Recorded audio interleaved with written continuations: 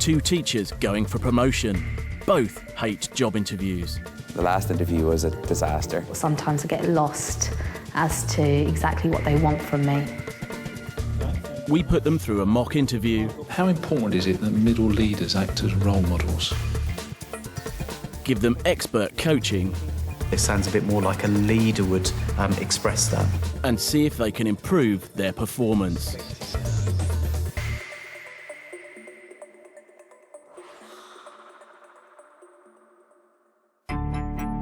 To help conquer their fear of the job interview, two teachers at Oaks Park High School will be facing an interview panel for a middle leader position. First up is science teacher Colin Douglas. What's the gas involved in respiration? What gas do we need in order to respire? Yeah. He's determined to become a head of year and was interviewed for a similar post 3 months ago. The last interview was a disaster. Nerves really took the better of me, and basically, no matter what question I was asked, I babbled back the same answer. And so I'm determined that the next time an opportunity arises that I must get the post. I can't even possibly deal with failure again. Monstrous aliens, spaceships, appear in the sky and drift overhead before slowly landing. The second candidate is maths teacher Raj Jutli. The head of department is leaving next year, and Raj wants his job. I get very nervous in interviews. It's the questions which are unexpected that throw me a little bit. Trying to understand exactly what they're looking for, I find very difficult. Sometimes I get lost as to exactly what they want from me. Today the post is fictitious, but the panel is very real. Head teacher Steve Wilkes, who's interviewed over 700 candidates in his time, and his deputy, Kevin Wire. From very early on, even maybe the first 30 seconds and the first handshake, you are picking up indications from them that will ultimately help you form a judgment. And probably, whilst you can't gain the job in the first 30 seconds, you can begin to lose the job in the first 30 seconds.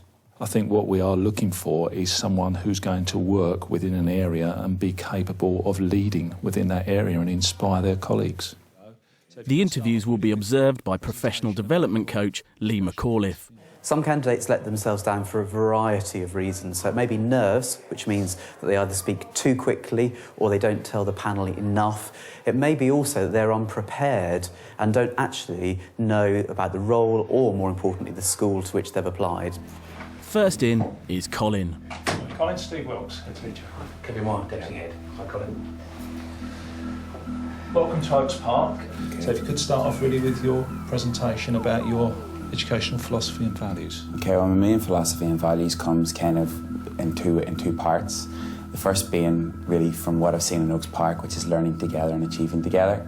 And then the second one, which is something that I've had through my school life and through my home life as well, which is learning today for living, learning today for living tomorrow. And I think they're two very powerful things in that we're preparing students for the future and we're trying to recognise achievement as they go through the school. In addition to that, I'm also trying to encourage them to build, and they have done now, they're in year 10, trying to get them to build relationships within the class. In addition to that... Can I jump in there and just say that's fine for time now? Thank you. Thank you. Okay. Thank you. Okay, thank you very much. Could you perhaps give me an example of something that you've done within school that's really very much down to you as an individual, and then perhaps another example of where you've been working effectively as a team? As an individual, I've provided trips for La Reserve, which is to south of France for Water Sports Week, and also to Glaisbury, which is an outdoor education centre in Wales. These are things that I, as a Key Stage 3 coordinator, I, along with the rest of the staff, have put together schemes of work, have made sure that the curriculum is running. It's a totally different curriculum to when I first started here. The curriculum was running, so I, in and amongst the team, was working on making sure that their lessons are now not stopping this year at Love and going, keeping them engaged throughout, and really together we're achieving this, and Key Stage 3 is now running quite successfully in my opinion. Okay, thank you very much. Kevin? Okay, thank you. A member of staff that you line manage has not met any of their performance management objectives. How do you approach their next cycle? Again, I don't like to act too soon, but why haven't they met this? Is this because they're refusing to cooperate and they're refusing to act on good practice. And also I'd be asking myself, well, if they haven't met these targets, why has it got this far? Why have I let that go as far as the end of the review cycle? Because I would expect that a system is not this kind of, well, you know, you're not getting your targets, we're going to try and, you know, give you a hard time, try and coach them and try and bring them to me and try and show them positive and good practice. Okay, thank you. Okay, thank you very much. Thank you. Thanks, Colin. Nice to meet you. Bye. Now the feedback. I felt that where he would need to do quite a lot of his work would be on the 2-minute presentation, because I felt that he just sort of went into a dialogue there and he wasn't sharp enough and it wasn't focused enough. What I'm sensing as well from his answers is just a lack of structure per se. Because at one point I sort of thought, and I've written, and where are the full stops when he speaks, really? Because one blends into another, and actually what he may be saying is very pertinent, but there's no structure that leaves it memorable in your minds, is there? But there were times when he actually answered the question, and he'd answered it very well, and he still went on and over-egged the pudding, and then still kept going. He doesn't like silences, does he? He fills that space up with chatter. Yeah. It was interesting, there was one time where he paused for probably about 2 or 3 seconds, which, again, to him probably just feel like half a minute, but actually the quality of his answer after he paused was much better. Now it's Raj's turn. Hi Raj, Steve Wilkes. All right, I was kidding mine. First, her presentation. I aim to bring an open mind and a positive attitude and high expectations to the classroom each day. I believe that I owe it to my students as well as the community to bring consistency, diligence and warmth to the job. Trust between a teacher and a student is very, very important if a teacher is going to maximise the student's potential. 10 seconds. Okay. I would like to want a little bit more, but I know I'm running out of time. But yeah, I think a well-rounded person, I think that's what I'm trying to get at, and also the fact that if you believe in a child, they'll rise to the occasion as well. If you could give me 2 examples, the first one being of a piece of work that has really been your own, and then secondly, an example of something where you've really worked as part of an effective team. Okay, the first thing is what's my own. I'd say the booster classes, the booster programme which I ran last year for students who were on the D grade moving up to the C grade. I was the one who put all of that together. I was the one who initiated the programme, put a hell of a lot of effort into it. Group work, the one thing that I would say that I particularly... can I particularly say one thing? I think...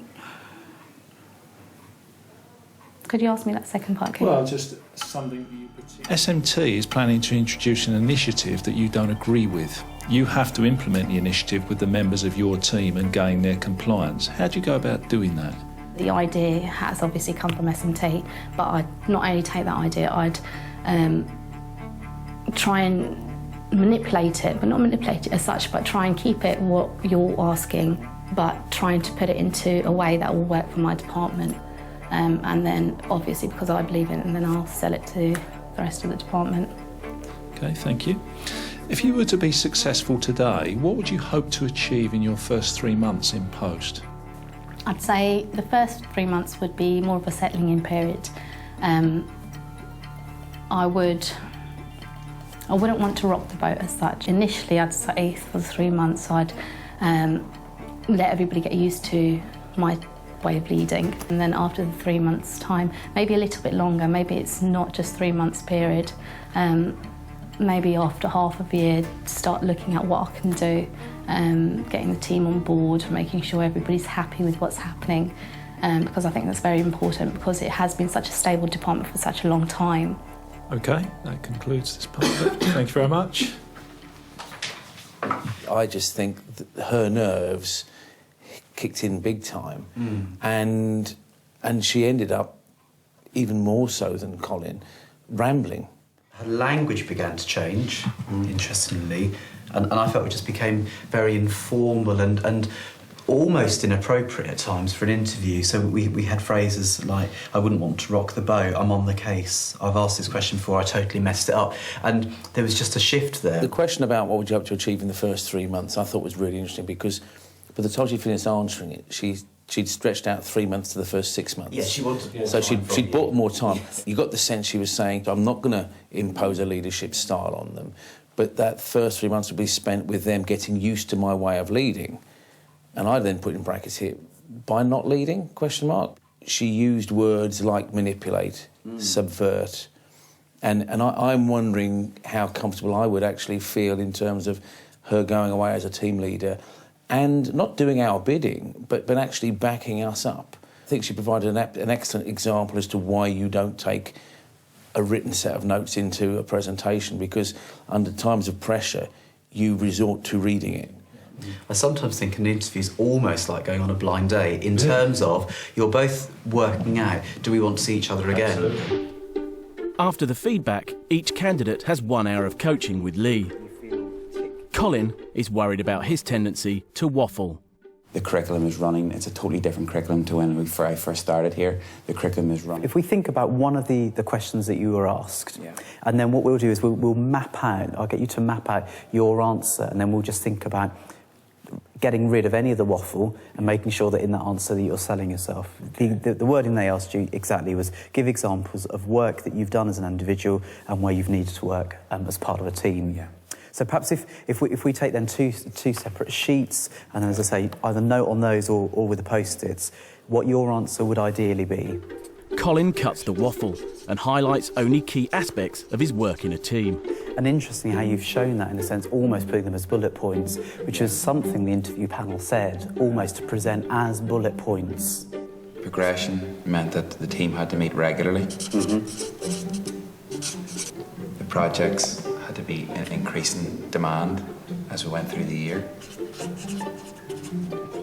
And then the schemes of work had to be in some respect consistent. So as a result of these activities, what was the actual impact? By the end of the academic year, year 7 levels were up. Brilliant. So that's already something that you're able to think, right, in readiness for an interview, then you will be gemmed up on the impact of what you've done. Colin tackles the other part of the question, what he's done as an individual. Forward planning, in that I had to plan ahead and I had to make sure that ends were going to meet.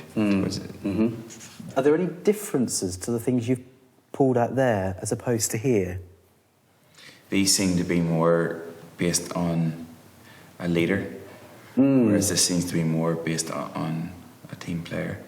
Interesting, isn't it? That's what it should have been. Just sort of that tweak that you've just begun to make, which is something the interview panel said, to keep the leadership role to the fore. So, Colin also wants help with his nerves. Even making my way to the interview, I feel I can feel that the pulse is up and I'm just panicking, and then by the time I get to the interview, I've usually lost all control. What I'm going to ask you to do, sort of first of all, is to think about a time when the nerves aren't there at all.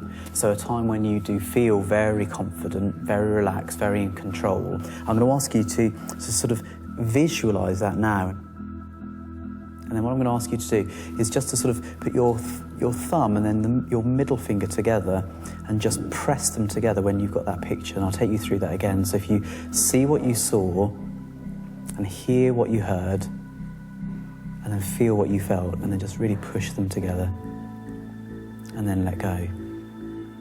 And you sort of lock it in there. And it means that then when we're on that walk to the interview room that we're going to sort of practice in a second, you're able to almost sort of press the switch. And then you're able to go in with that in your mind rather than your head just being full of, I feel nervous, I feel really worried. Are you happy to sort of share what that experience was? For Lee McAuliffe's top tips on interview techniques, go to the Teachers TV website.